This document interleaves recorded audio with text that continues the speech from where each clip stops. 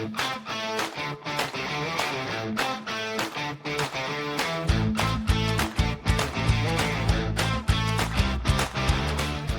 everyone, and welcome. My name is Christine Dacey, and I am the CEO of the Churchill Trust Australia. I have with me David Barbalet, who is a real life walking, talking Churchill Fellow. And between us, we are going to try and provide you with a lot of useful information through the course of this information session. Of course, the first thing I would like to do is acknowledge that we are, and my team are, on beautiful Ngunnawal and Ngambri land. And I pay my respects to the elders who have nurtured and looked after this land for generations. I also welcome any Aboriginal and Torres Strait Islander people who are attending today, and note that you will be joining us from various lands around the country. As I mentioned, this session is about giving you the information you need. I'm going to go through a few slides and tell you a few things, and then David's going to talk you through, I guess, a fellow's point of view about what it's like going through the process as well. Both of us are very happy to take any questions that you have. I would suggest maybe holding off until we've done sort of some of the initial exposition to you, because we might answer your question along the way. But keep a note, and if you have any, pop them in the Q&A box that you see as part of the session, and we will do our very best to answer as many as we can. If you think of something after the session, please don't worry. There are other opportunities for you to ask questions of us. I would also strongly encourage you to go to the Trust's website, because under the Becoming a Fellow tab, there are Q&As, there is a sample application, there are some examples of the video pitch that you are asked to do. There are also some really excellent information pieces, animation pieces, which break down the fellowship journey stage by stage. So we do ask people to self-serve and do their own due diligence in addition to attending this session. And this session will be put online on our YouTube channel, and there are a number already there because we've done a number of these sessions already. For those who might need it, there is closed captioning available. And as always, there'll just be that slight delay between when someone's talking and the closed captioning coming through. I will tend to focus the questions on the ones that tend to apply to the biggest number of potential applicants. Of course, everyone's life circumstances are really different. And so if you have something that's quite specific to you or a little bit niche maybe, by all means ask, but we might try and deal with those almost one-on-one with you, because we've got a number of people online and we just try and cover the basics as broadly as we can. But I guess the key thing is there are no silly questions, and we really encourage you to ask away. All right, so I'll just start with who are we and what are we about and what's a Churchill Fellowship. We think it's a really unique and life-changing opportunity to travel overseas and have a highly immersive human being to human being experience where you tell us and take a project that you are very passionate about and you go and learn something more about it. You observe some best practice. You talk to people who are experts in their field. You see how it operates in another country.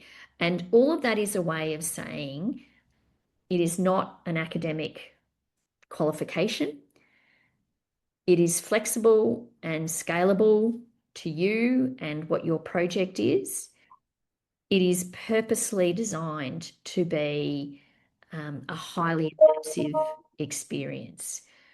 We come at this from the history of Churchill himself, who believed in the power of individuals to make change in their local communities. And so what we're doing through the fellowships is investing in people to go overseas and keep learning themselves, and then come back and make that change and be those change makers in their local communities. So that's kind of the basics of it. Going overseas for a minimum of 4 and a maximum of 8 weeks to access skills, people, insights, and to broaden your understanding of the thing that you are particularly interested in. Let me stress, you do not require an academic qualification to apply or to be a fellow, and you do not have to come through an academic pathway. one of our bits of our fellowship DNA is that we welcome people from all walks of life. It really is about you and your project and your ability to make change with it when you come back. The overseas travel piece is really worth me just pausing on for a moment. A few people have said to me, oh, well, I want to do some things in Australia. The whole ethos of our fellowship is that you go offshore, is that you've done what you can in Australia and you need to go overseas and kind of examine and look and see it in other contexts. So if you want to do your domestic travel, this might not be the fellowship for you. So just have that in your minds. And of course, the other thing that being a Churchill Fellow is that when you come back, you become part of this amazing alumni network that we have. We're very proud that we've sponsored nearly 5,000 fellows over 60 years. And they're doing all sorts of interesting things, some of whom you would absolutely know the names of, and some of whom you absolutely wouldn't know. They're hiding in plain sight, doing amazing things for their communities. So, life-changing opportunity. You do not need to be an academically trained or qualified person. It is about travel overseas for 4 to 8 weeks, and then you become part of the Churchill family. So, what else do you need to know? Some tips and tricks. To be eligible, there are only 2 eligibility requirements. You have to be a citizen or permanent resident, and you have to be 18 years or over. There is no upper age limit. Those are the 2 things that will immediately rule you in or rule you out.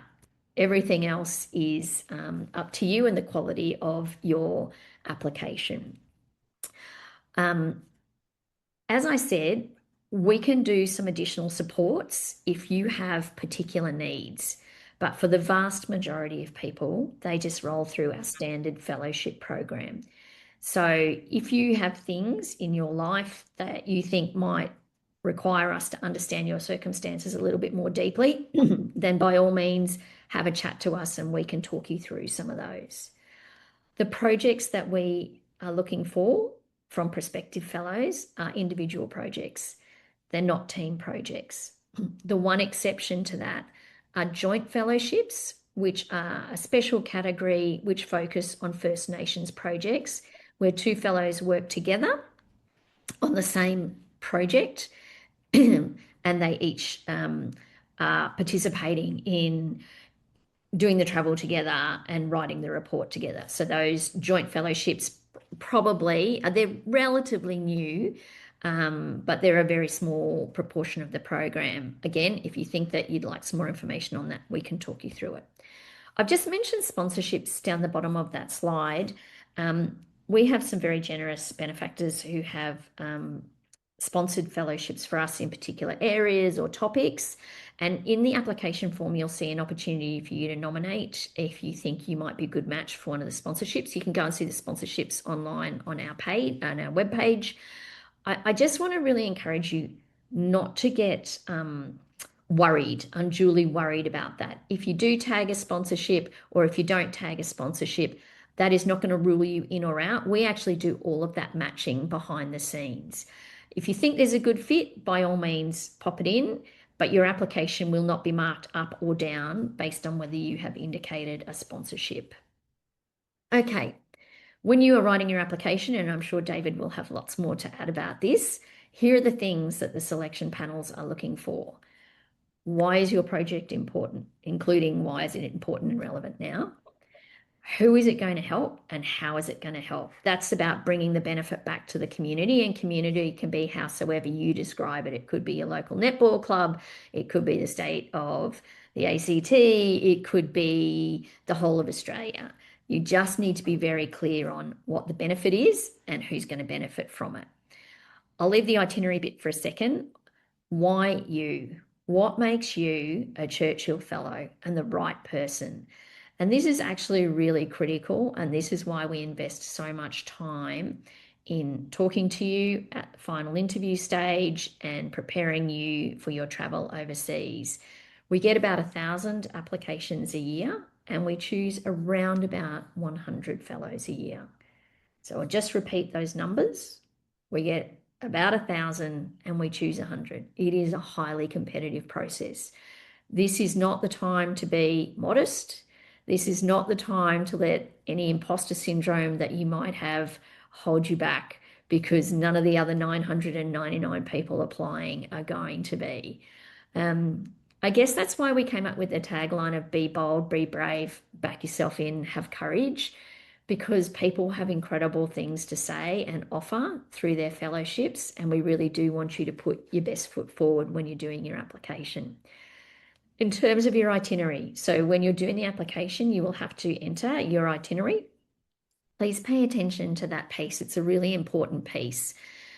What I say to people is, if you're applying in April this year, we know that things will have changed in all likelihood by the time you travel sometime in the next 15 months, should you be successful.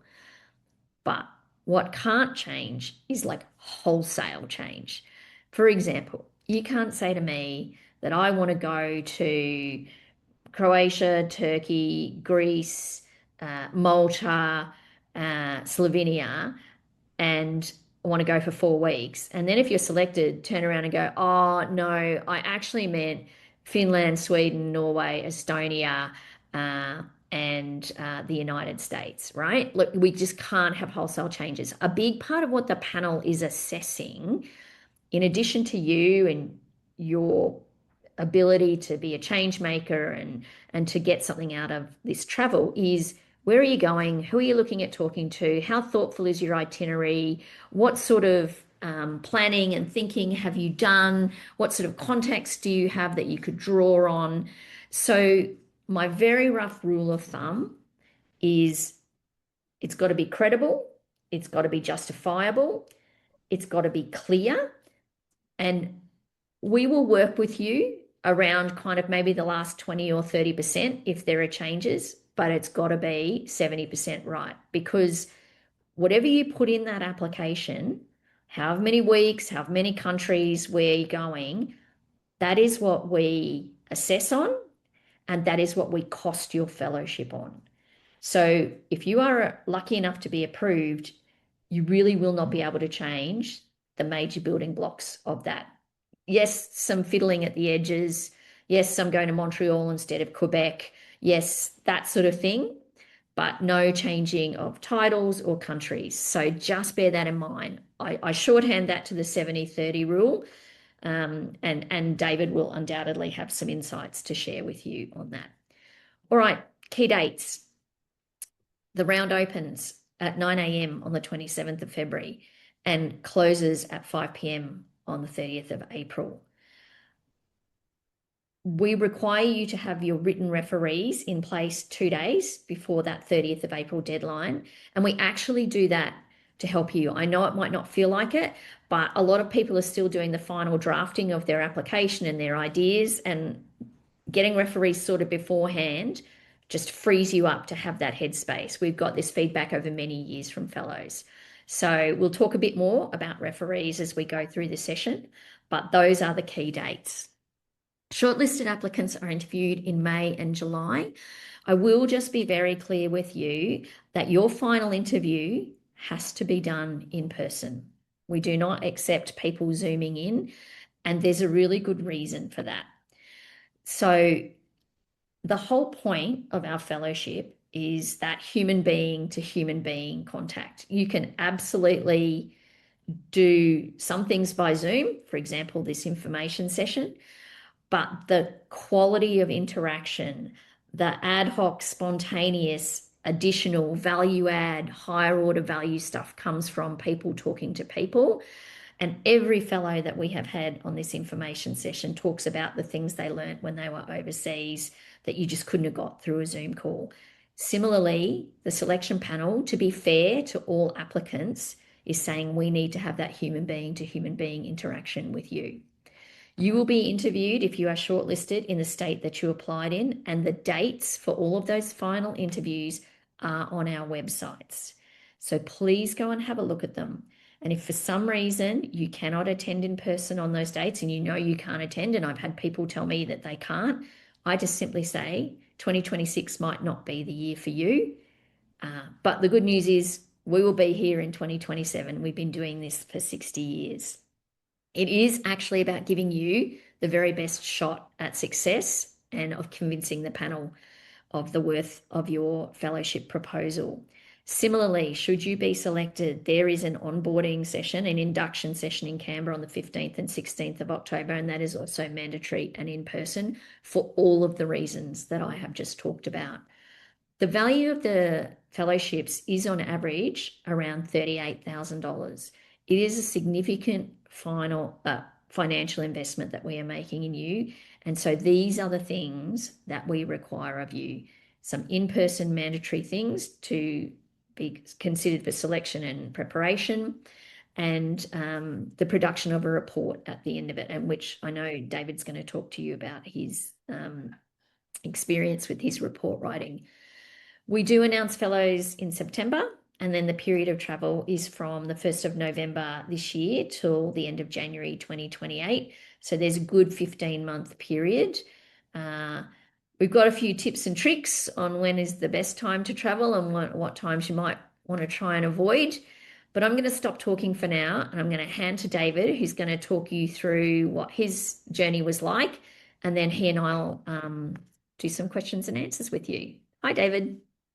Hi, thank you for that. As you were speaking, I've taken some additional notes, so I'll touch on those as well. My experience doing this is fairly recent. I'm a 2024 fellow, and my report was published this week. I got back in June, so we'll touch on those down the track. But the application process is where I'd like to start, and I'd have to say it's a fairly involved application process, and it's appropriately involved. As Christine mentioned, the trust is investing a lot in the fellows, and the process is designed really to draw out your unique project. So give yourself plenty of time. I went to one of these sessions, and I hope you find it useful. I certainly did. And I spent a lot of time on the Trust's website looking at past fellows and the sorts of projects they did, and thinking about how my project and my interest kind of aligned with those, where the similarities and differences were, and how I could shape an application. The application process is open for a longish period of time, and I would work on it, go away, come back, think about it, talk to trusted friends and family, people that knew me, knew my project, and knew my passion, and understood what the fellowship was about, so that I could get great feedback and put my best foot forwards for the application. And I think that's really important in thinking about what you'd like to achieve and being able to articulate that and answer the questions. So that means writing that application over a period of time and putting something really succinct together. We heard a little bit about the process in terms of the interviews and also the referees, and a little bit of imposter syndrome as well. And certainly I suffered a little bit from that, and I think a lot of us do. It is important to back yourself and be bold, be courageous. Think about what you're doing and why it's important, and important to Australians, and the contribution you can make, and how that can be wrapped up in the fellowship. So for my written application, I was able to put that together. The video pitch, 60 seconds, was really tough for me to do. And I did it in a really authentic, kind of personal way. I sat down with some of the stuff that I was working with, and I held the camera on a little selfie stick and did a 60-second pitch. And then I repeated that about 20 times to try and figure out how to do it better and better. It turns out the first one was the one that I used, and it was really authentic and described exactly what I wanted to. Everyone's process is going to be different there, but I think being able to share your interest and your passion, and the possibility that you could offer by doing a fellowship is really important, and having that come through. In the selection of referees, I selected a couple of people. So my work is around disability support equipment, and I use high-tech materials, so composites, aerospace grade materials. And I selected one person who was a friend and a former colleague who knew me and knew about the sorts of work that I'd been doing for quite some time. And then a second person was an athlete that I'd worked with, and that experienced, working with me, the creation of high performance technology to go into a racing wheelchair. And those two were able to put together a referee report that encapsulated my passion, my interest, and also the opportunity to learn and grow my practice. So I think when you think about referees, consider people that know you well, can articulate and appropriately represent your interests and your value and your intentions, and then give them plenty of time. The referee report, as we heard, needs to be submitted a little bit earlier. The referees actually have to write an involved report, and for people who are busy, that can mean taking a bit of time out of their schedule or working evenings, and that was the case for my referees. So for potential applicants, think about your referees and giving them, you know, enough time to be able to put through a referee report. Um, if you're successful and go through to an interview, just achieving that point is a really wonderful step, and it shows a level of depth in your project. I found the interview process to be fairly nerve-wracking. It made me quite nervous to go into a room. There were about 10 people assessing. And if you approach it like a pitch session, like you might for a project or a grant opportunity where you have to talk about what you're doing, put your best foot forwards, that would be my advice. I brought a couple of props because I build physical objects. So I brought some of those in and said, these are the things I make. These are the countries that I've selected to travel to.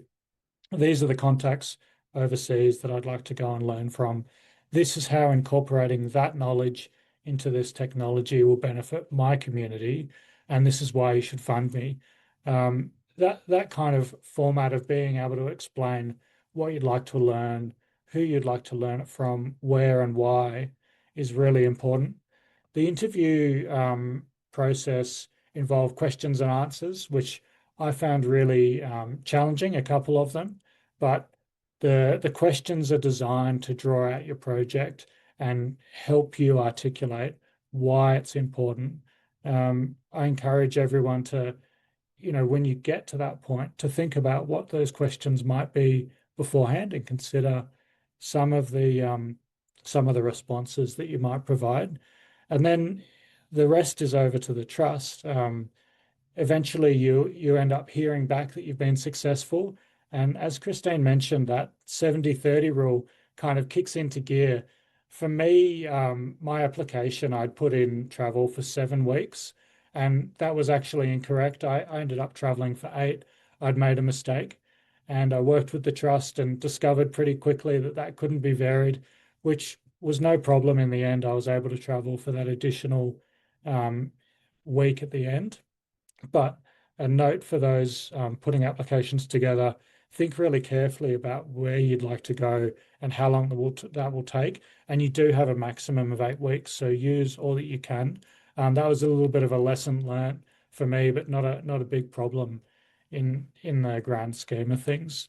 What I found interesting and a little bit challenging, once I'd been awarded the fellowship, the first visit that I had in Seattle, they kind of went offline, and I thought, oh gosh, this is getting quite close to my travel date, and they haven't been emailing me back, and they haven't been replying. Then they did get back to me, and I discovered they'd had a baby. So the two founders of the company that I was going to spend time with had been really very offline and very busy, and I'd started to consider what alternatives might be. So I think for potential fellows, think about your primary kind of intended travel and then what your backup might be. So if something were to happen, or one of the organizations or one of the universities or whomever you are going to visit wasn't able to host you or things changed, think about where you could go as an alternative. Fortunately for me, I was able to stick with plan A and go with that process, but there was a little bit of back and forth, and I was unsure what would be the outcome. Um, the fellowship itself is what people consider, I think, as what the Churchill Fellowship is all about. But when you get back, there's also a written report to write. For me, I got back in early July 2025, and my report was actually published earlier in the week. It was finished just before Christmas, and then there are a couple of extra components and graphic design that have taken it through to February. The report for me was a fairly involved written report, and I went through a graphic design process. I'm really proud of the report that I've created and the record of the fellowship journey. and it's going to be useful for me in many ways down the track and useful for others as well. So I think about how your fellowship is curated, how your travel is curated, how your learning is going to be conducted, and then how you'd like to record that. Not everyone writes a written report. I chose a fairly traditional old school way of doing it, but there's, as you'll see when you go to the Churchill Fellowship website, there's plenty of different styles and formats for reports, and you don't need to stick to just a written report. So I encourage you all to look through past fellows and the way they've recorded their activities. The report writing for me was quite a big piece. I hadn't written like that since I'd been at uni, so that was a fun time to be involved in lots of desktop work, but a really nice way to encapsulate those lessons and create a document that's useful down the track and useful for dissemination of the ideas and sharing that knowledge. So I encourage everyone to think really fully about, the application, who you'd like to have as your referees, what your process might be at interview, and how you would share your great project, and then how you document all of the learnings. Um, some of the notes that I wrote down as you were speaking, Christine, I might go through those. Um, Go to the website. I absolutely encourage everyone to spend time on the website looking at all of the resources that are there, and importantly, what past fellows have done and their reports. That will give you a really good sense of how well you're going to fit and how well your project's going to fit. And it'll help you develop your ideas, and you never know what the outcome is going to be, but I encourage everyone to go down that. Travel with family, that was going to be something that I was going to do. So my partner Erica and I actually watched this session together, and we talked about Erica and our young lad Finn coming along. And in the end, we decided that I would go and do the fellowship on my own, which was absolutely the right decision. Um, Traveling with family, that's an option that people have. I didn't do it, and it was the right decision. It gave me the opportunity to really embed myself in the organizations that I was with. I could invest my time in that 100% without thinking about, how I might share my time with family. Um, there's things that you do during your day-to-day activities and then people you meet. I made a lot of friends, both in the US and Canada, and that meant that on weekends and in the evenings after work, we could go and do things and build the professional networks and also the social networks connected with the learnings that I had. And I think had my family been there, it would have been a bit of a balance and a compromise. I would have been thinking about what they were doing while I was out all day, being involved and learning as a fellow, and also the weekends. Um, I had the opportunity to go and see things and hang out with locals that would have been really tricky to arrange with a young family. So, my experience, at least, is that traveling solo enabled me to embed myself 100% in my fellowship. And I did a little bit of work on the fellowship report while I was overseas. So, in my free time, which I encourage everyone to do if you have the opportunity to start your fellowship report before you get back. That's a really wonderful way to get some of that report done. The imposter syndrome, I think I've covered that, but I did write it down. It's something I think we all suffer from. And if ever there was a place that we could back ourselves and be bold, it's the fellowship and the opportunity that creates. So I encourage everyone, if you're on the fence about whether you should apply or whether your project is the right fit, go through the application process, put your best foot forwards, and sort of put that imposter syndrome to the side. Uh, the itinerary we've covered, the 80/20 we've covered, the application, so 27th of Feb to the 30th of April, I think gives you a lot of time. So I'd encourage everyone to register early, look at all the questions, and then start writing a really full report that you can reflect on and go back to. Um, just going to check my notes if I've missed anything. I think I've covered off most of what I was thinking about prior to this. So, Christine, is there anything you'd like me to No, I'll just go back to that Consider? traveling with family stuff. Yeah. Someone just asked the question, does that mean that we're making it difficult for women with children? We actually have more women fellows than men fellows. So that has not been our experience. And many of them do travel with family, but a few things. Um, Not everyone can afford to pay for their family to go with them, and that is something that we are very conscious of. Two, I think what David said is really accurate, and that is certainly how we have it fed back to us. I have had fellows from both ends of the spectrum, one saying, I think this was my one time to be really fully into this and, take this moment. And others who said, I could not have done it without a partner, support, whatever. So everyone's life is their own. All of our data says that we have a lot of women fellows, including many who have traveled with family.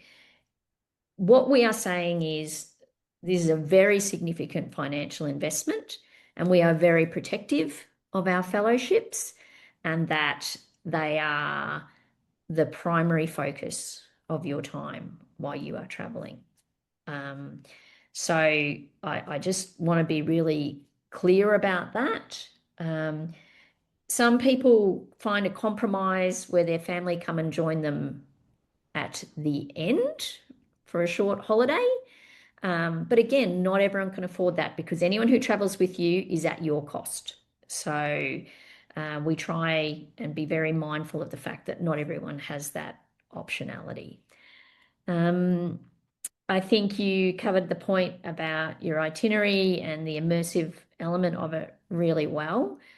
Um, just in terms of the application, a few things that people have highlighted to me is it's a character limit, not a word limit. So that means every space, every full stop, every comma, every exclamation mark counts. So I've been reliably informed that this is indeed a very challenging thing to do. I don't know, David. No, look, and I think I said it earlier, appropriately so. The fellowship is a wonderful opportunity. It's a significant investment. And, hot tip for those sorts of character limits, I generally look at the questions, take them out, put them into a Word doc, and then check really thoroughly that I'm meeting, not exceeding those character limits. There is a generous application time, so everyone has the opportunity to do that, and it's equitable. Everyone has the same application process. So, Yeah. The other thing, people can get very worried about the 60-second video. And like you were saying, practice, oh practice, yeah, choose the yeah. one you like. Part of what we're doing in having the really tight character limit and that 60-second is we're preparing you for what an interview might feel like, right? You've got to have your message. You've got to be on and so you might not like us very much when you're going through it, but there is a purpose to it. And it doesn't have to be any more kind of curated than a video you take. We've all got one or two of these generally. You can do it on your phone. That's what I did. And you can create something that your message gets across and it's authentic and impactful. A few takes is probably what most people will do. I was just lucky that the first one worked and I did 30 more that didn't quite fit as well. Yeah. Yeah. David, we just got a question about does the budget have to be fully planned with your application? The reality is, in setting out your itinerary, that will give us a guide for what the budget is. We have living allowances for every country around the world. We will do the calculations on the airfares and the costs that you include. I will say to you, make sure you put in everything that you want to put in because you can't come back to us afterwards and say, oh, now I want to do this, and now I want to do this, and now I want to do this, because if you get selected, people get very excited and they find all these other things they want to do. But we have assessed you based on the information you've provided. The other thing I would just say to you is some people write applications where they say, oh, there's this world conference and it's going to be great and it'll be a great networking opportunity. Now, that is entirely your prerogative to make that the basis of your application. But I will tell you that is not a compelling application from our point of view. We have people who have thought about projects for years, researched who they want to talk to, know where they want to go, have a strong rationale for it. So far be it from me to tell you what to put in your application, but if you think putting in 3 conferences is the best foot forward for you, I would encourage you to have a think about that again. There might be a conference in there, but don't anchor your application to it. And Christine, I might touch on that. This kind of best, not best, but a lot of the fellows that I speak with and that I met through the onboarding, these are things that are really deeply ingrained in their interests, professionally, personally. Projects can be, from furniture making to recycled fashion to all sorts of things, but they're almost like lifelong interests for most people. So, attending a conference might be really valid, but it probably won't be a strong application. Yeah. Yeah. And it's about the totality of what you're telling us. So, and I just thought I might expand a little bit on what an interview process is and isn't. So, we have amazing volunteers from all around the country, and we do them on a state basis. So, these people have all put times in their diaries on the dates that they're there for, which is why we can't shift the dates, which is why you can't elect to choose and be interviewed somewhere else, because we do the cohorts by states. It's kind of federation. And so that's why there's that kind of construct around it, because we have to make the program work. And your panel will typically be made up of a very cross-disciplinary group of people. So even though you might be applying with an education project, there might be an artist there, there might be a doctor there, there might be an educator there, there might be, you know what I mean? So this is about a bunch of interested, invested people who understand what the fellowship program is about, making a holistic assessment of you. So it's not technical. In the larger states, Victoria and New South Wales, there will be a technical interview beforehand with smaller subpanels who are really more expert in certain areas. But your final interview will be with that sort of cross-disciplinary panel. David, what would you say about how many countries you should try and pack into your itinerary? Well, interesting. So I visited 2 countries. I spent a month in Seattle in the US and a month in south of Montreal in Canada. Other fellows in my cohort have visited 5 or 6. It's really down to what's going to give you a meaningful, in-depth engagement in your chosen project slash field. You've got 4 to 8 weeks and you've got time zones and all sorts of other things to factor in. I would say considering where you can get the best learnings and how you can achieve that and really incorporate that into your practice is going to dictate your travel. I wouldn't suggest, unless they are very close to each other, trying to pack in too many countries. Otherwise, you'll end up spending a lot of time traveling and not a lot of time actually engaging with people and undertaking your learning journeys. We say to people, don't make it a Kentucky tour. We had a fellow last night who said she went to all 6 continents and was jet lagged for 8 weeks. And that's what you don't want to do to yourself. Wow. Yeah. I think mine is unusual in that I only went to 2 and I spent a month with two, an organization in each. For me, that was terrific. And I would encourage people if they see one place they want to go and they can frame that as the right project, then by all means, it's more about the opportunities to learn and grow than it is about the number of countries. And we've had a number of fellows who've just been to a single place. Like last year, we picked an applicant, a fellow who's going to one place, spending the whole 8 weeks there and immersing himself in this learning program that he's going to come back and provide to his local community. So it really is horses for courses. The other thing we would say, and David said it really well, is it's okay if you're in Rome to stop and have a look at the Colosseum.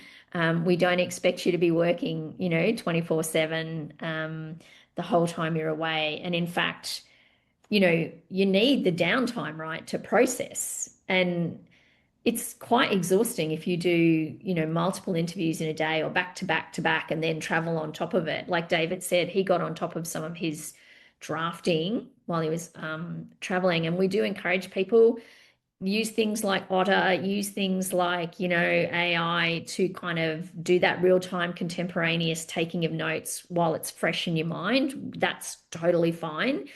AI is a really kind of interesting topic. People say, can I use AI to help me draft the application and write the report? My answer is, I'm not the AI police. You can do whatever you want, but it's pretty easy to spot, and AI can't do the interview for you, nor can it do the talking to people for you. And so we find, as a general rule, it's pretty easy to work out who's put the time and effort themselves into doing it versus getting it generated through, a platform like that. And if you do use AI, we ask you to declare it. It won't count against you or for you. As I say, we're pretty good at spotting it these days. So, Christine, you mentioned the reporting. One thing I did when I was away was as I was walking back to my accommodation each day, I would take video chats of myself, and some of those I would share with the family, others I would keep purely for the report writing.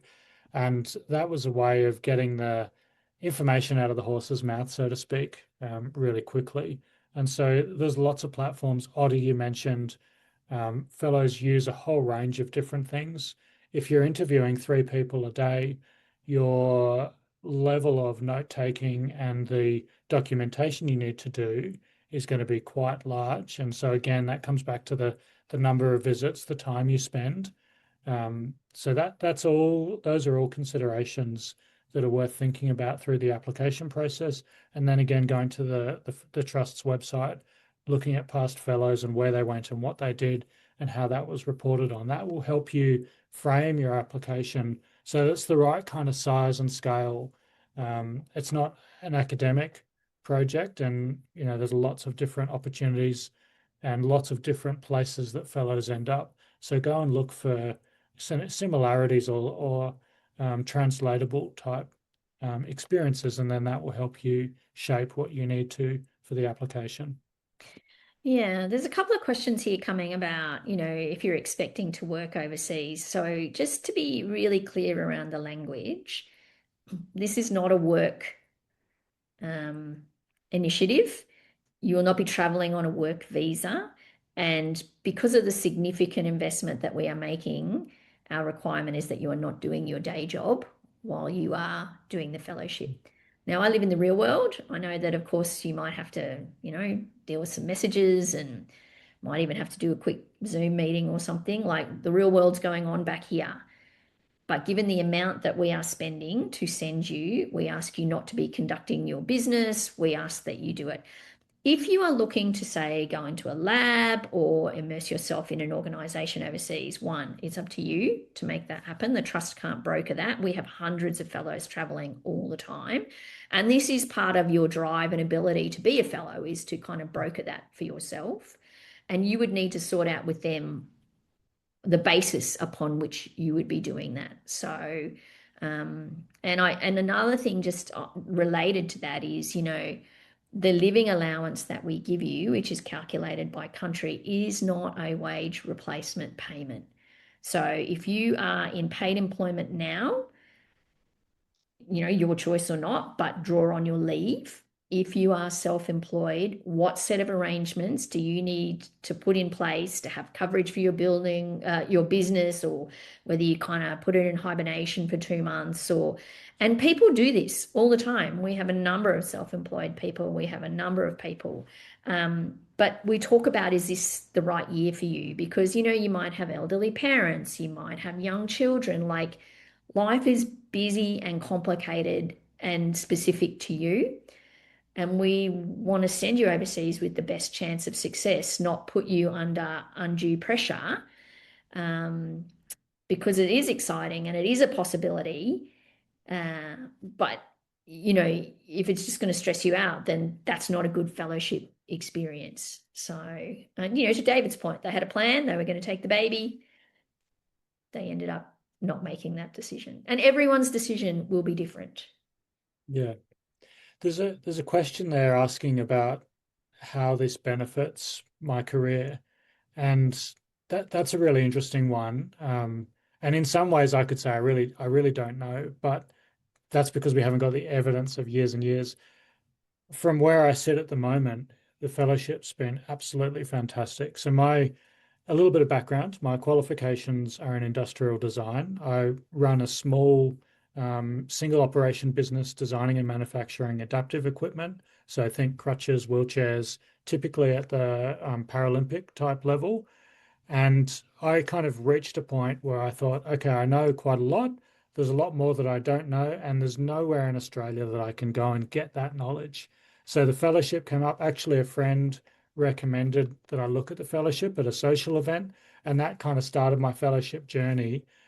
Um, the professional expertise that I gained from being embedded, and going back to another question, I reached out to organizations and said, look, I'd like to come and volunteer. I've got this capability, these skills. And they said, you'll fit right in. And fortunately, I did, and they were happy. That was volunteering, and it was volunteering in a professional context where I was able to gain expertise and also do a bit of benchmarking. So in Australia, I operate this small organization that is an industrial design slash manufacturing practice. I could benchmark what I was doing here compared to what was being done in North America. And that professionally empowered me to think, okay, some of the things I'm doing here are exceeding the tech or the capability, and other things I could work on and learn and grow. So professionally, I gained an enormous amount there. I also gained contacts. So building a network of people outside of Australia, it's really hard to do unless you're over there. And that's one of the benefits of the fellowship is you're face to face with people who have similar interests and similar passions and expertise that you do. So you build a professional network. And then there's the fellowship report. So my fellowship report, I'll be sharing and disseminating information based on my learnings and also learnings from within Australia. So, disability support equipment, some of the stuff that I'm working on also, kind of if you think of a Venn diagram, touches the NDIA and the NDIS. And I've got recommendations about making the sector in Australia that manufactures disability support tech better, more competitive, able to contribute more to the national GDP and potentially export, things that are really important for users of the tech and also organizations that manufacture this important stuff here. How do we do that in a better way? So I would say there's a lot of open-ended opportunities that have been created by becoming a fellow that I otherwise wouldn't have been able to engage in, as well as the professional learning. So I don't have the evidence to say exactly what it's meant for my career, but it feels like a turning point, and it feels like a level of institutional endorsement of the work that I've done and the future work that I will do. So anyone who has an interest, it doesn't have to be professional like mine, or it doesn't have to be, it could be anything. You'll see that when you look for past fellows.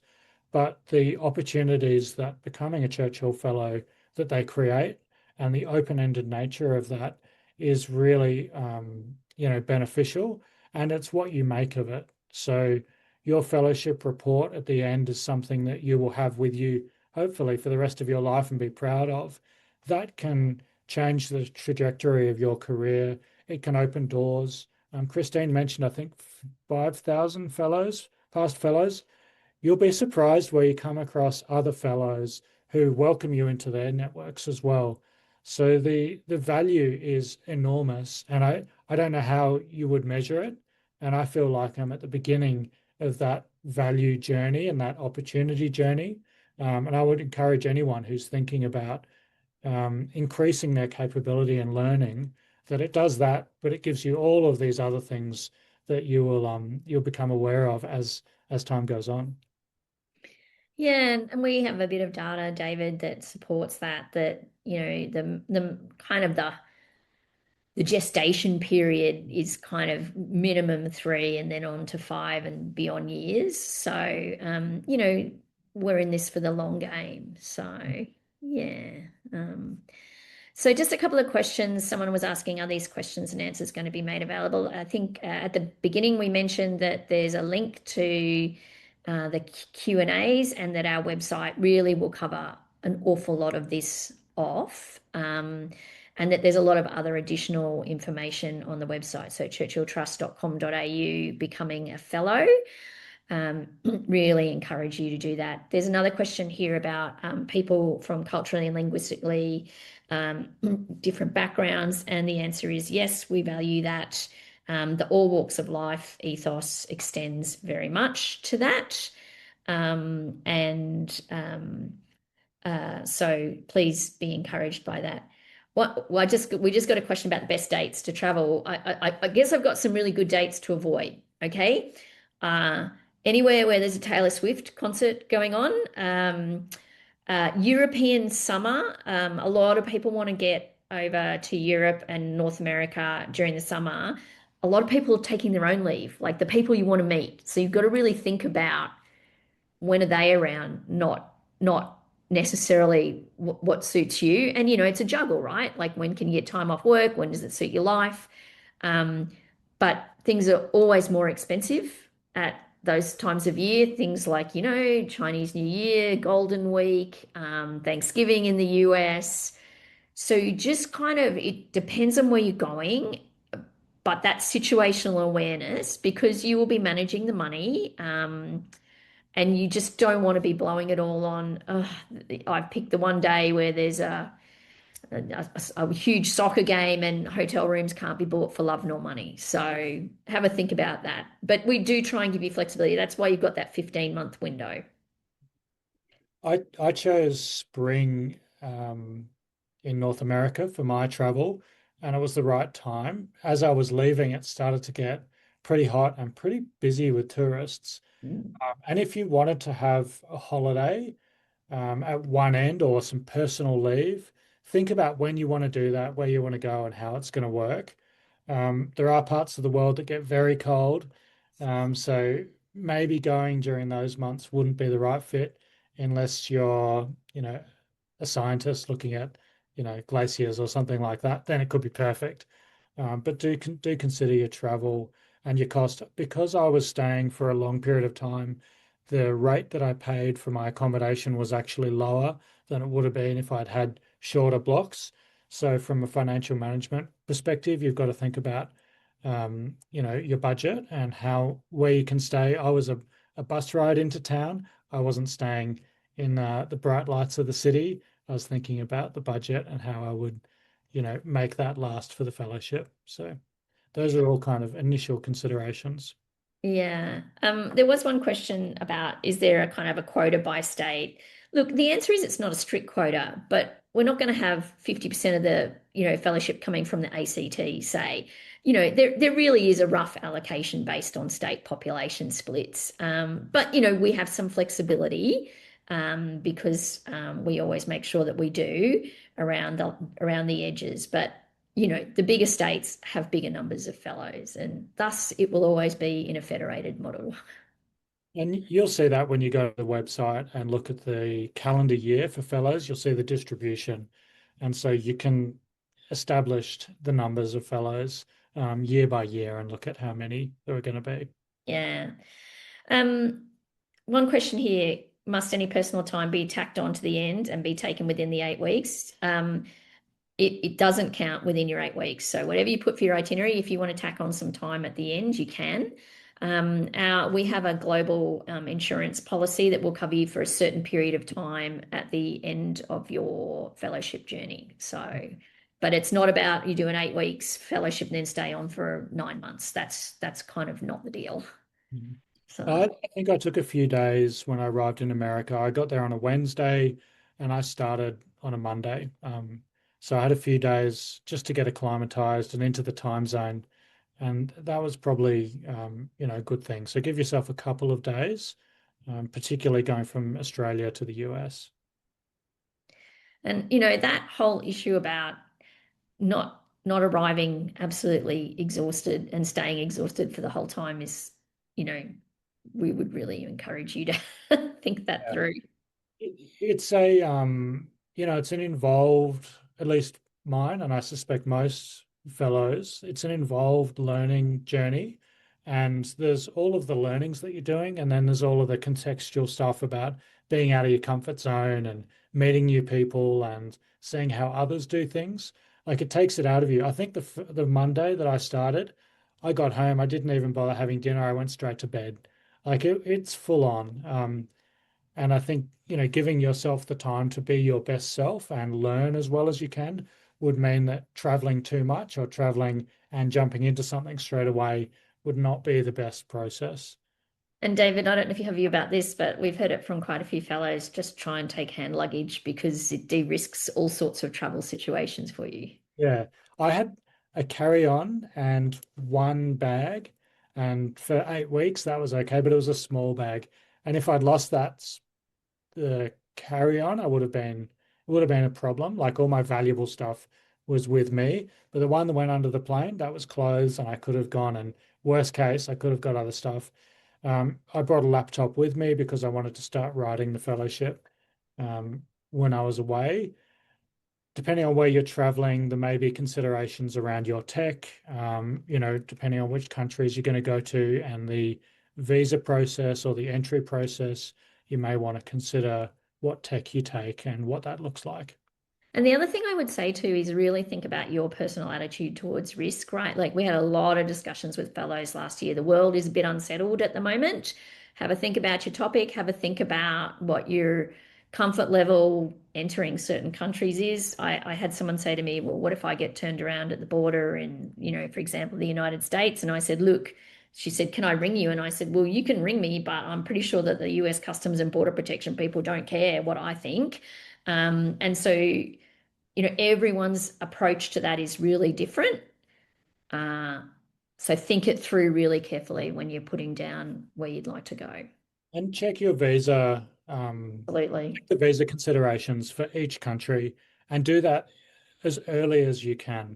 because you don't want to discover that you have an 8 week lead time for a visa and you're traveling in 6 weeks. Yeah.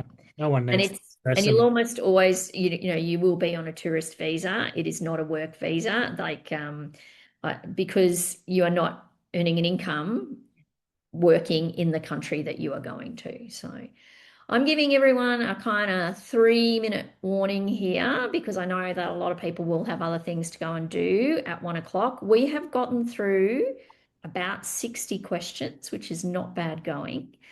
Um, but I'm opening it up for that kind of, oh, I just thought about this, or what about that?